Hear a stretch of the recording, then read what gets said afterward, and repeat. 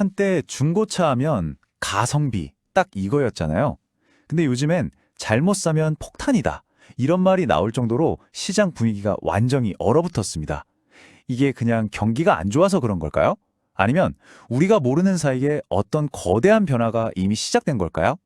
오늘 그 진짜 이유를 한번 깊숙이 파헤쳐 보겠습니다. 이 말 한마디가 지금 중고차 시장의 공포와 불안감을 가장 잘 보여주는 것 같아요. 한때는 합리적인 소비의 상징이었던 곳이 이제는 마치 위험을 서로 떠넘기는 폭탄 돌리기 게임처럼 변해버린 거죠.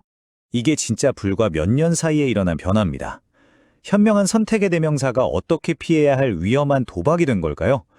이 극적인 인식 변화 뒤에는 우리가 미처 생각하지 못했던 원인들이 숨어 있습니다. 자, 그래서 진짜 질문은 이겁니다. 중고차 시장 정말 무너지고 있는 걸까요? 이 질문에 대한 답을 찾으려면요. 우리는 단순히 경기가 안 좋다는 표면적인 이유보다 훨씬 더 깊이 들어가 봐야 합니다. 보통은 중고차 시장의 문제는 그 안에서만 찾으려고 하잖아요. 근데 진짜 재밌는 건 말이죠. 이 모든 균열이 사실 전혀 다른 곳에서, 우리가 예상치 못한 곳에서 시작됐다는 겁니다. 네, 맞습니다. 바로 신차 시장이에요. 믿기 어려우시겠지만 중고차 시장의 위기는 아이러니하게도 신차 시장의 엄청난 변화 때문에 시작됐습니다. 이게 도대체 어떻게 가능한 일인지 지금부터 하나씩 살펴보겠습니다. 모든 것의 시작은 이거예요. 신차를 사는 문턱이 거의 사라져버렸다는 거. 예전에는 진짜 큰맘 먹고 목돈을 모아야 살 수 있었던 신차가 지금은 우리가 매달 돈 내고 넷플릭스 보듯이 너무나도 쉽게 접근할 수 있게 된 거죠.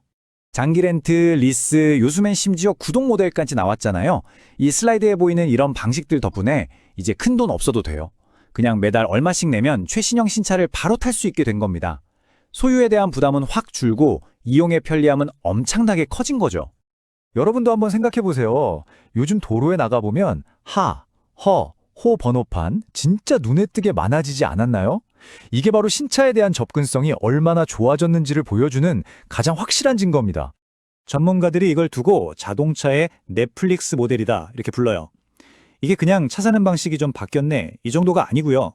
자동차를 소유해야 할 자산에서 사용하는 서비스로 아예 패러다임이 통째로 바뀌고 있다는 신호입니다.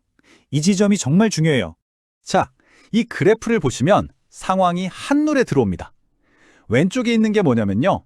인기 있는 중고차를 할부로 샀을 때 매달 내는 돈이고요. 오른쪽은 같은 급의 신차를 리스나 렌트로 탈 때 내는 돈이에요. 어떠세요? 차이가 거의 없죠? 바로 이 지점에서 소비자는 고민에 빠지는 겁니다.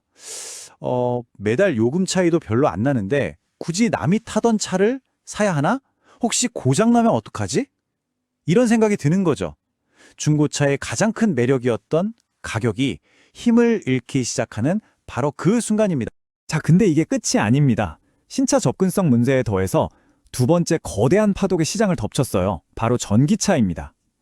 근데 이게 참 아이러니한 게 이 엄청난 기술 혁신이 오히려 시장에 새로운 공포를 만들어냈다는 거예요. 전기차 시장이 발전하는 속도는요. 예전 내연 기관차랑은 비교가 안 돼요. 이건 거의 스마트폰 시장이랑 똑같습니다. 1년만 지나면 구형이 되어버리는 거죠. 예를 한번 들어볼까요? 작년에 나온 모델하고 올해 나온 신형 모델을 비교해보면 와, 주행거리, 충전 속도 모든 게 달라요. 이러니까 중고 전기차를 사려는 사람은 이거 지금 사도 내년이면 완전 구형되는 거 아니야? 하는 엄청난 불안감을 갖게 되는 겁니다. 그리고 진짜 결정적인 공포, 바로 배터리입니다. 중고 전기차는 몇 년 타다가 배터리 한번 교체하려고 하면 그 비용이 차값보다 더 나올 수도 있다는 거. 이 사실이 알려지면서 중고 전기차는 더 이상 가성비 좋은 상품이 아니라 언제 터질지 모르는 시한폭탄이 되어버린 겁니다. 자, 세 번째 요인은 좀 다른 이야기입니다. 기술이나 경제가 아니라 바로 우리 마음의 문제예요. 역설적이게도 말이죠. 시장이 투명해지고 정보가 많아질수록 소비자의 불안감은 오히려 더 커지고 있다는 겁니다. 정보가 많아지니까 소비자가 안심하는 게 아니라 이제는 무슨 탐정이나 수사관이 되어버렸어요. 모든 기록을 하나하나 다 뜯어보고 의심해야 하는 거죠. 혹시 내가 놓친 함정이 있는 거 아니야? 하는 불안감이 계속 커지는 거예요.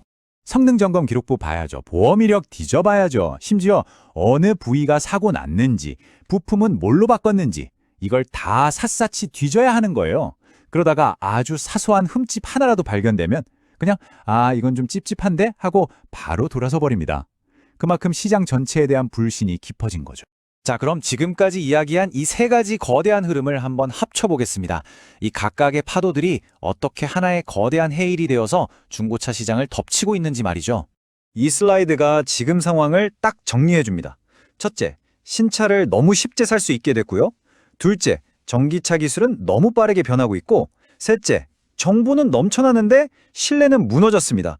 이 세 가지 문제가 마치 약속이라도 한 듯이 정확히 같은 시간에 같은 방향으로 시장을 꽝 하고 때리고 있는 겁니다. 결과적으로 소비자들이 던지는 질문 자체가 바뀌어버렸어요. 예전에는 어떤 중고차가 더 싸고 좋을까? 이걸 고민했다면 지금은 이 모든 위험을 감수하면서까지 중고차를 사는 게 맞나? 이걸 먼저 생각하게 된 거죠. 그렇다면 이 모든 걸 어떻게 봐야 할까요? 중고차 시장, 이제 끝난 걸까요? 아니요. 저는 이걸 단순한 위기라고 보지 않습니다. 이건 자동차 시장 전체의 거대한 패러다임이 바뀌는 그 시작점이라고 생각해요. 지금 우리가 보고 있는 건 그냥 경기가 안 좋은 수준의 불황이 아닙니다. 소비자가 차를 대하는 방식, 차를 자산으로 보는 관점, 그리고 이동이라는 개념 자체가 서로 충돌하면서 만들어내는 거대한 변화의 신호탄인 거죠. 자, 마지막으로 여러분께 이 질문을 한번 던져보고 싶습니다. 이 새로운 시대에 여러분에게 자동차란 뭔가요? 반드시 소유해야 할 자산인가요? 아니면 필요할 때마다 빌려 쓰는 서비스인가요? 여러분의 그 생각이 바로 앞으로의 모빌리티 시장의 미래를 결정하게 될 겁니다.